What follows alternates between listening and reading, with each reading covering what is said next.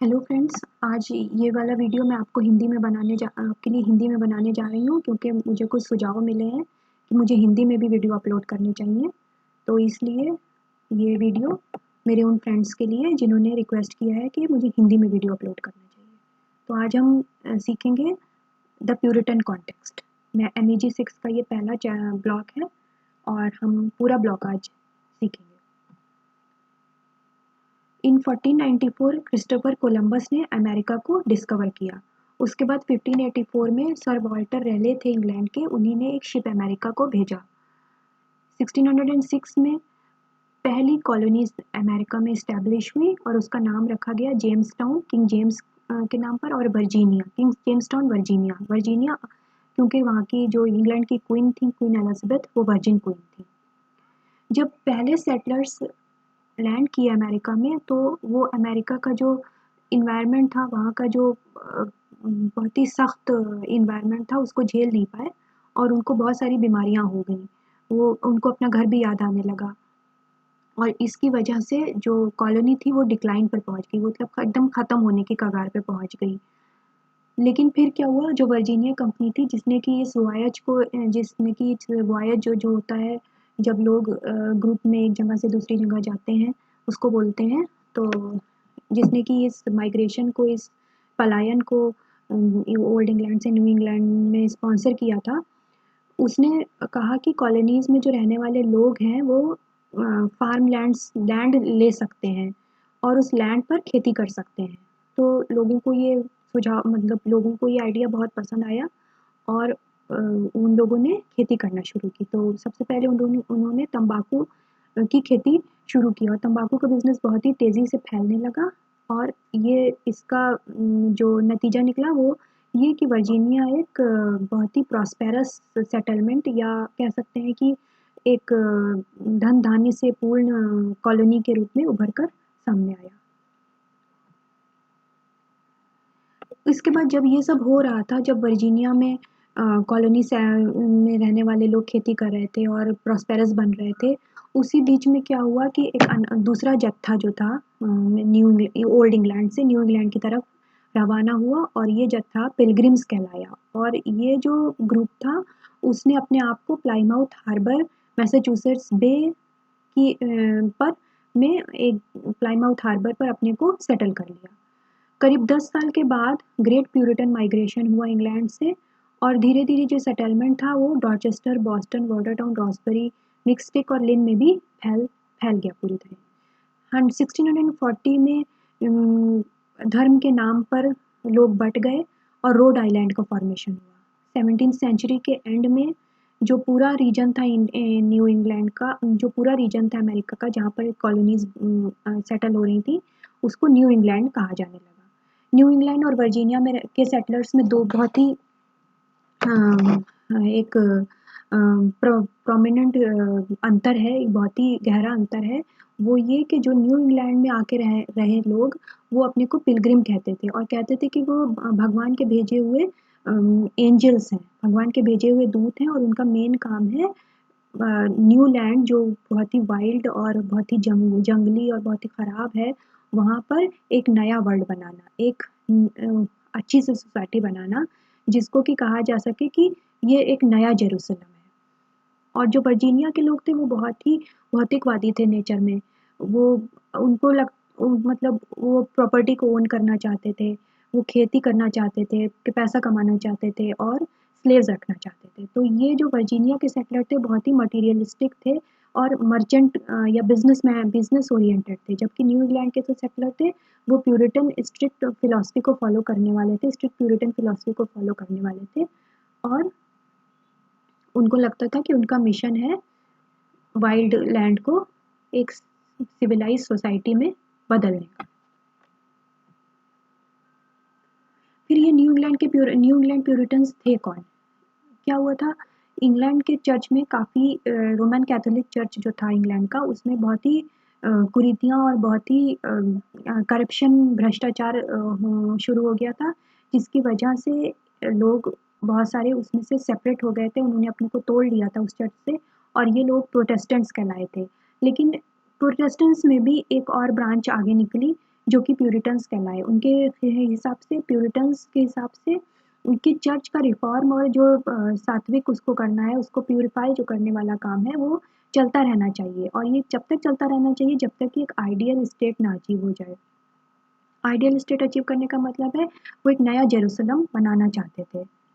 तो इसके लिए वो ओल्ड इंग्लैंड से न्यू इंग्लैंड की तरफ रवाना हो गए, न्यू लैंड की तरफ रवाना हो गए, जो कि बाद में न्यू इंग्लैंड कहलाया। और वहाँ पहुँच के इन्होंने जो रहने अमेरिका के नेटिव्स अमेरिका के रहने वाले थे, जो वहाँ बहुत सारी ट्राइब्स थी, जैसे चेसापीएक ट्राइब्स और रेड इंडियंस जो थे वहाँ के, उनको इन लोगों ने बहुत ही बुरी तरह से मारना पीटना शुरू कर दिया। उनको उनका बहुत बहुत लोगों का इन्हीं ने रेड इंडियंस का मर्डर कर दिया। तो और ये करते हुए इनको ज़रा सा भी ये ध्यान नहीं आया कि वो एक बहुत ही अनगॉडली एक्ट को अंजाम दे रहे हैं, बल्कि उनको लगता था कि ये उनका मिशन है और गॉड ने ही उन्हें भेजा है वाइल्ड लैंड को सैवेज से और या जंगली लोगों से मुक्त करने के लिए और एक सिविलाइज्ड सोसाइटी बनाने के लिए। The emergence of Puritanism as the hegemonic American ideology. So dominant American ideology जो था वो प्यूरिटनिज्म जो था वो डोमिनेंट अमेरिकन आइडियोलॉजी के रूप में उभर कर सामने आया। प्यूरिटन्स क्या थे? उनको पता था कि वो उनको लैंड को, जो न्यू लैंड जहाँ पर वो अमेरिकन लैंड पर आए हैं, वहाँ के लोग बहुत ही अनसिविलाइज्ड हैं और उनको सिविलाइज करना है। या तो उनको मार डालना है या फिर उनको सिविलाइज करना है। सिविलाइज करने का मतलब है उनको फोर्स करना कि क्रिश्चियनिटी को वो एक्सेप्ट कर लें और प्यूरिटन फिलॉसफी को फॉलो करें। तो इसके लिए वो बहुत ही मास मैसेकर उन्होंने किया। और इस मास मैसेकर और इन किलिंग और मर्डर्स को वहाँ के जो राइटर्स उस टाइम के थे, उन्होंने बहुत ही ग्लोरीफाई करके अपने जर्नल्स और क्रॉनिकल में लिखा। इस यही नहीं, न्यू इंग्लैंड में प्यूरिटन्स जब आए तो वो अपने साथ बहुत ही डेडली डिजीजेस लेके आए, जैसे बेसिलाई और स्मॉल पॉक्स। इन डेडली डिजीजेस को नेटिव अमेरिकन्स डील नहीं कर पाए क्योंकि उनका immune system in deadly diseases से फाइट करने के लिए तैयार नहीं था, लड़ाई करने के लिए तैयार नहीं था। इससे क्या हुआ कि बहुत सारे नेटिव अमेरिकन्स जो थे या रेड इंडियंस जो थे, उनकी ट्राइब्स के जो लोग थे वो मरना शुरू हो गए।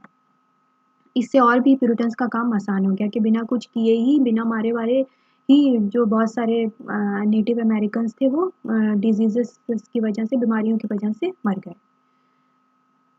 तो बेसिकली उस टाइम का जो लिटरेचर था वो बारबेरिक किलिंग और वार्स की वजह से ही राइटिंग में यही सब उस टाइम के ऑथर्स ने लिखा। उन्होंने ग्लोरीफाई किया इस सब चीज़ों को, नेटिव अमेरिकन्स की किलिंग को और उनके मर्डर्स को उन्होंने ग्लोरीफाई किया। लेटर ऑन प्यूरिटन्स ने को ये विश्वास था कि वो ही फाउंडर्स हैं अमेरिकन सिविलाइजेशन के। उन्होंने ही अमेरिकन सिविलाइजेशन को अमेरिकन सिविलाइजेशन को they are the founders of American civilization. उनको ये भी नहीं लगा कि वहाँ पर अमेरिका में पहले से ही लोग रह रहे थे, उनका खुद का कल्चर था, खुद की सिविलाइजेशन थी। लेकिन प्यूरिटन्स ने अपने को ही सामने रखा कि वही पूरी तरह से रिस्पॉन्सिबल है अमेरिकन सिविलाइजेशन के लिए। एंड जो यही उनका नज़रिया था, जैसे प्यूरिटन्स जो हैं वही, उन्होंने ही अमेरिका को सिविलाइज किया है, उन्हीं ने इस लैंड को सिविलाइज लैंड बनाया है वाइल्ड लैंड से। यही आइडिया, यही आइडियोलॉजी एक डोमिनेंट व्यू के तौर पर इमर्ज हुई अमेरिका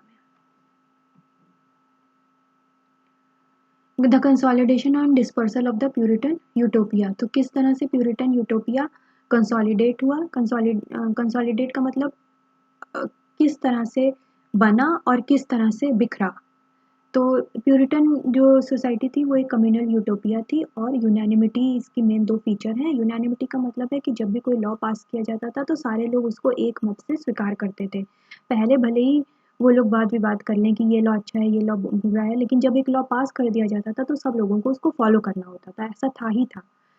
तो what disturb the unity among the Puritans? तो हमने देखा कि प्यूरिटन्स में एक यूनिटी थी, कोई भी लॉ पास किया जाता था तो सारे लोग उसको फॉलो करते थे। लेकिन बाद में क्या हुआ कि इस यूनिटी में दरार आने लगी।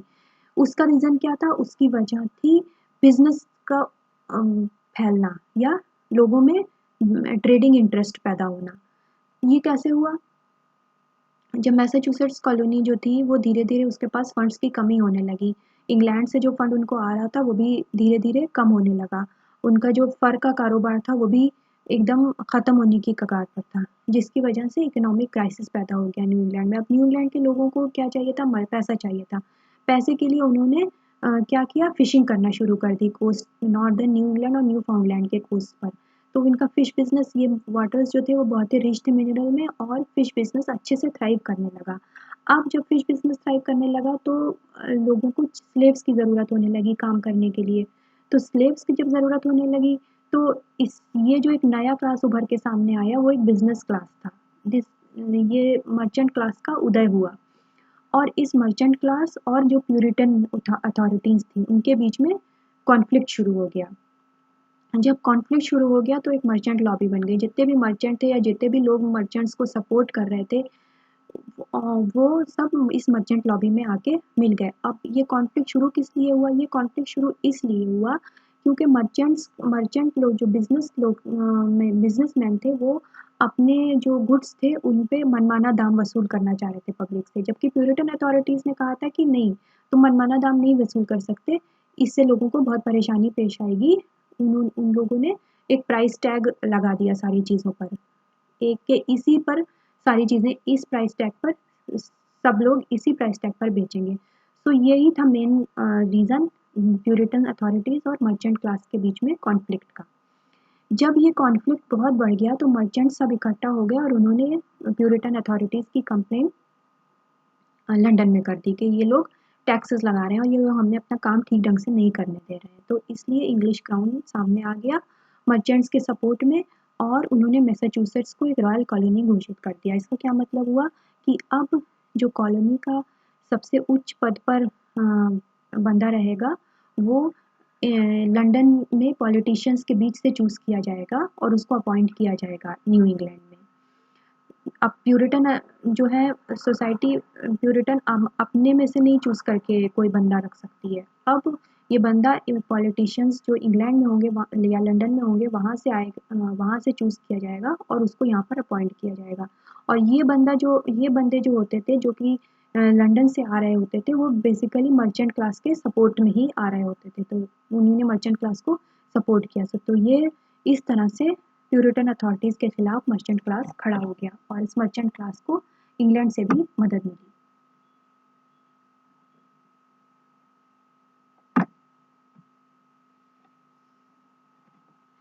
अब तो पहले तो मर्चेंट क्लास खड़ा हो गया, तो वही डिसेंट का शुरुआत हो गई वहीं से। दूसरी डिसेंट की शुरुआत तब हुई जब रॉजर विलियम्स ने रोड आइलैंड का फॉर्मेशन किया। रॉजर विलियम बिलीव करते थे कि ये कोई ज़रूरी नहीं है कि हर किसी को चर्च में जाना ही जाना है, और चर्च और स्टेट को अलग-अलग होना चाहिए। लोगों से जो हम टैक्स वसूली कर रहे हैं उसको चर्च के कामों में नहीं यूज़ करना चाहिए, बल्कि लोग अपनी स्वेच्छा से, अपनी इच्छा से जो भी पैसा डोनेट कर रहे हैं उसको चर्च के लिए यूज़ करना चाहिए।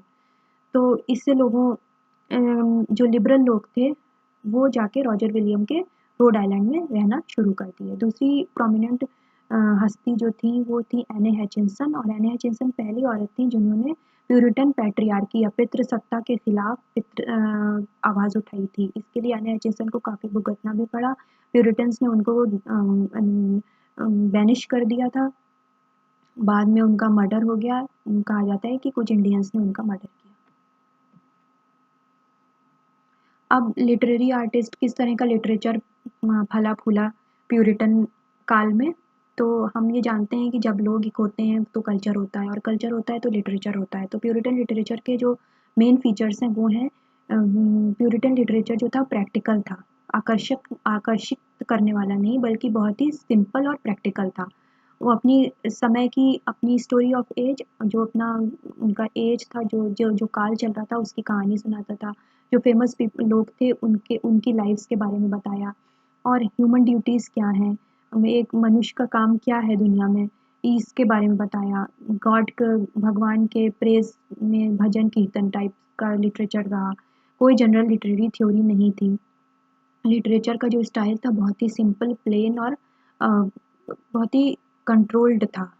मतलब आप अपने को लाइक इमेजिनेशन हैज़ विंग्स, इस तरह का कोई कॉन्सेप्ट नहीं था। आपको बहुत ही कंट्रोल होके लिखना पड़ता था। ऐसा लिखना था जो कि पैशंस को नहीं एक्साइट करे, बल्कि जो सेंसेस को एक्साइट नहीं करे, बल्कि एजुकेट करे और इंस्ट्रक्ट करे। किस तरह के कौन कौन से जॉनरा प्यूरिटन काल में मशहूर हुए, उसमें से diary writing, autobiography, Puritan poetry और जेरेमी आर्ट्स हैं। विलियम ब्रैडफोर्ड और कॉटन मैथर, ये दो जो थे, विलियम ब्रैडफोर्ड जो थे वो फर्स्ट जनरेशन प्यूरिटन थे और कॉटन मैथर जो थे वो थर्ड जनरेशन प्यूरिटन थे। इन लोगों ने जर्नल्स लिखे और इन जर्नल्स में इन लोगों ने बारबेरिक किलिंग और मास मैसेकर्स जो हुए थे नेटिव अमेरिकन्स के, उसको बहुत ही ग्लोरीफाई करके एक्सप्लेन किया है। फिर डायरी राइटिंग भी बहुत कॉमन थी और इसमें से एक बहुत ही फेमस डायरी राइटिंग है एमिनेंट मिनिस्टर माइकल विगल्सवर्थ की। आप पढ़ सकते हैं कि विगल्सवर्थ ने अपनी डायरी में क्या क्या कमिटमेंट किए हैं और क्या क्या बताया है। विगल्सवर्थ ने सारे अपने जो उस टाइम वो नहीं बता सकते थे खुल के because of the strictness of the Puritan society, उन्होंने सारे अपनी चीज़ें बताई हैं कि वो काफ़ी पर्सनल चीज़ें हैं, आपके कोर्स मटेरियल में दिया हुआ है, तो वो आप पढ़ सकते हैं जाके। फिर इंक्रीज मेथर जो थे कॉटन मेथर के बेटे थे, इन्होंने ऑटोबायोग्राफी पब्लिश की। इसके अलावा इन्होंने सरमन्स, ट्रैक्ट्स और अपने पिताजी की बायोग्राफी को भी पब्लिश किया।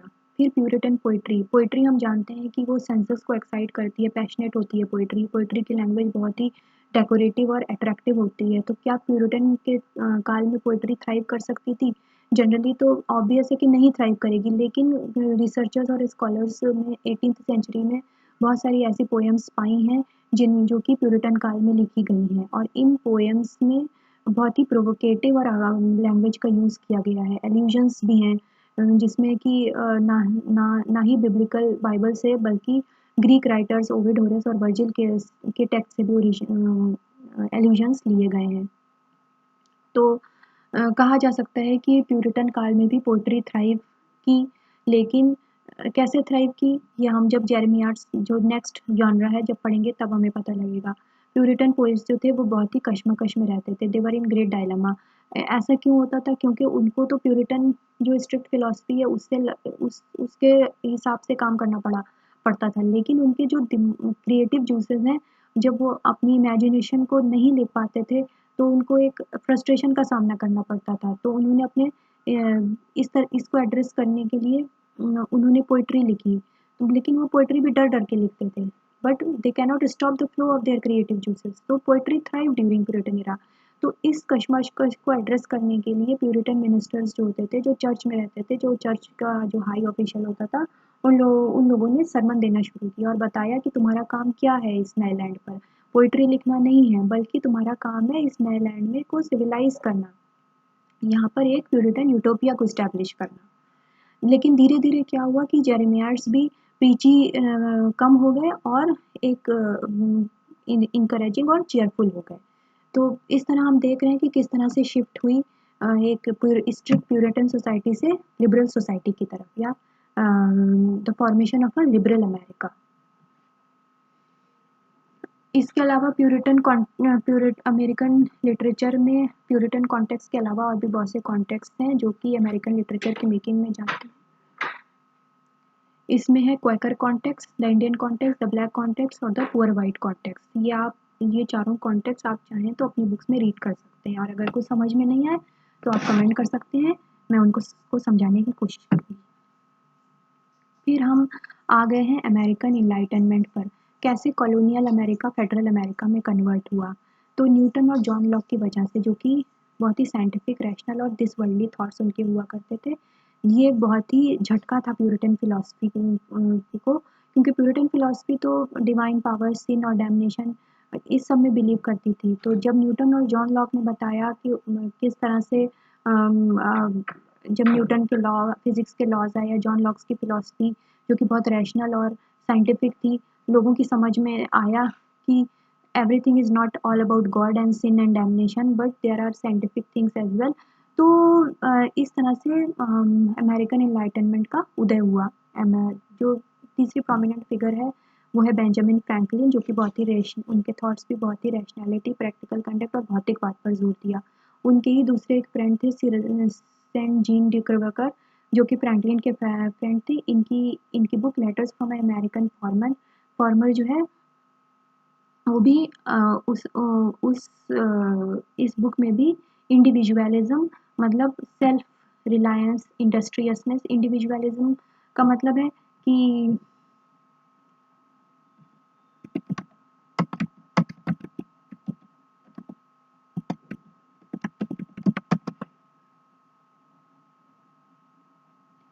इंडिविजुअलिज्म का मतलब सेल्फ रिलायंस, इंडिपेंडेंस। तो उस पे फोर्स किया है इस बुक में। फिर स्लेवरी और एनलाइटनमेंट का क्या रिलेशनशिप है। स्लेव ट्रेड बहुत ही थ्राइव कर रहा था अमेरिका में, ज़ोरों शोरों से चल रहा था। स्लेव्स जो थे वो कार्गोज में भर भर कर लाए जाते थे अफ्रीकन कंट्रीज से, और अमेरिका में वहाँ बेचे जाते थे, इंक्लूडिंग विमेन एंड चिल्ड्रन। तो ये बहुत ही ख़राब एक कृत्य था, लेकिन किसी ने भी इसके खिलाफ आवाज़ उठाने की कोशिश नहीं की अंटिल अमेरिका अब्राहम लिंकन। और वो भी हुआ 18th सेंचुरी में। तब तक स्लेव्स ट्रेड के ऊपर कोई फ़र्क नहीं पड़ा। हालांकि अमेरिका में इनलाइटनमेंट हो रहा था, लेकिन स्लेव्स को की जो दुर्दशा थी उसको या उनको इक्वल राइट्स के लिए उनको कोई काम नहीं किया गया। Women and the enlightenment. अब जैसे कि कहा कि एक मर्चेंट क्लास था और एक प्यूरिटन सोसाइटी थी, तो प्यूरिटन सोसाइटी के अलावा क्वैकर क्लास भी था। तो जो मर्चेंट क्लास था उनमें तो वुमेन की दशा बहुत अच्छी नहीं थी, वहाँ पर मेल सुप्रीमेसी थी।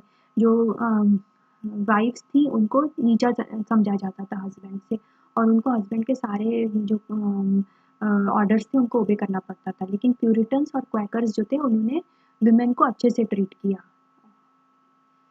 और उन इज्जत दी, और बताया कि they are the person of substance and significance.